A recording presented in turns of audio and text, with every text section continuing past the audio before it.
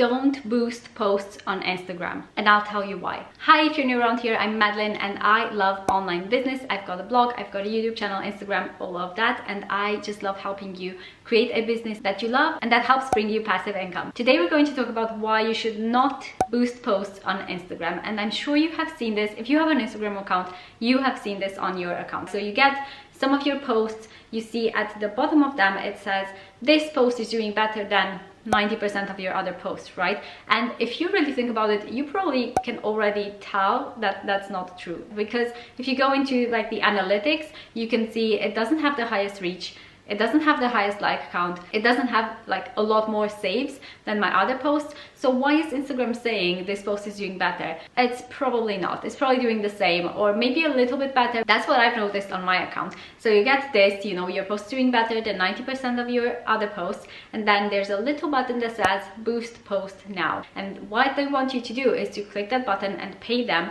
to boost the post. What boosting does is it will show your post to, you know, more people depending on how much money you pay. Like, you know, maybe it will show it to 1,000 more people or 2,000 more people. But the thing is, yes, they will show it to those people, like 2,000 more people, and then you will obviously get some more likes on that photo compared to your other photos. And you might think, oh, that's going to get me a lot of followers.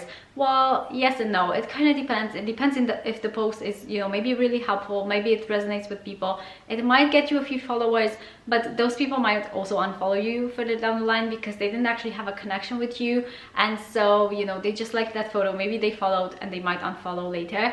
The thing is, it's not a reliable way of growing your Instagram account. What boosting actually does is it just gives you some more likes. I get it. It can feel good, you know, getting that kind of validation on your post, because if people are liking it, you feel like it's a good photo, where in fact it's just been shown to more people, so you will get more likes, but it doesn't mean it's better than any of your other photos. And I think these days we have kind of gotten to a point where, I'm not going to shame you, by the way, because this was me too, but we have gotten to a point where we feel like if a post is getting a lot of likes, that means people like me. And so we kind of have accurated our self-worth to our Instagram account, our posts, how many likes we get, how many followers, and that is not true.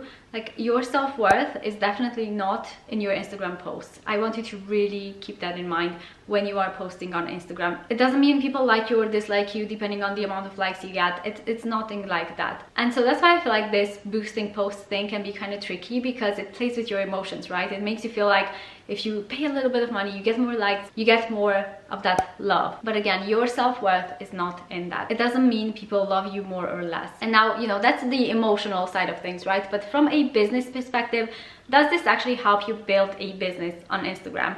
As I said, the followers that you get are not really necessarily reliable. Like, it's not something that you can count on to grow your account, because you will just be throwing money at Instagram hoping that they will show it to the people that actually resonate with you. Whereas it's much more productive to create content that people find you through, they resonate with it themselves, and they follow you because they have a genuine interest, they relate to you, and they actually want to hear more from you, right? That's how you grow organically. That's how you get an audience that actually cares. Because I know a lot of people, like I chat to, and they have tens of thousands of followers on Instagram and they're barely making any money from it. And the thing is, a lot of people assume high following number equals a lot of money. It's not. It really depends on your business model, how much you are business oriented and you know how to actually monetize your account. And on my account I have 7,000 followers at the moment, I think, and I make my full-time living from this. Now, not just from Instagram, right? I have a blog and a YouTube, but you don't need a lot of followers to make money online. And also, a lot of followers doesn't mean a lot of money. It all depends on you and how you're creating this business for yourself. And so boosting posts will not be that helpful. And the thing is, you might be thinking, well, I see a lot of Facebook ads from people that, you know, are making a lot of money. And maybe you found me through a Facebook ad, because I do post Facebook ads and they go both on Facebook and on Instagram. And I use them to grow my business, to get an income. It's completely different, let me tell you. So boosting posts on Instagram again, just means you go on that photo, you boost that photo, it gets shown to people, people like it, and that's about it. Making Facebook ads is a lot more intricate. I actually took a whole course on it because I wanted to learn the ins and outs, and there's so much that goes into Facebook ads. You create a Facebook ad manager account, you create Facebook ads that are targeted to a certain type of person, you know, that's your ideal audience, and they also have a call to action, right? There's a button for what you want them to do when they see your ad. You want them to go and sign up for a freebie, sign up for a course, whatever it might be that you're trying to accomplish in your business. So it is a completely different game there. What I will say for if you're trying to get your content out there through ads is, yes, you can use Facebook ads, and it's a brilliant marketing strategy that I use myself, but I would say use Facebook ads when you actually have something to sell, right? When you actually have something that you can genuinely measure your return on investment, right? So I can tell, I have a whole spreadsheet, I keep count of it every month of how much money I'm putting into Facebook ads, what the reach was, you know, how many people I got, for example, on my email list through that, and how much money I made through those Facebook ads.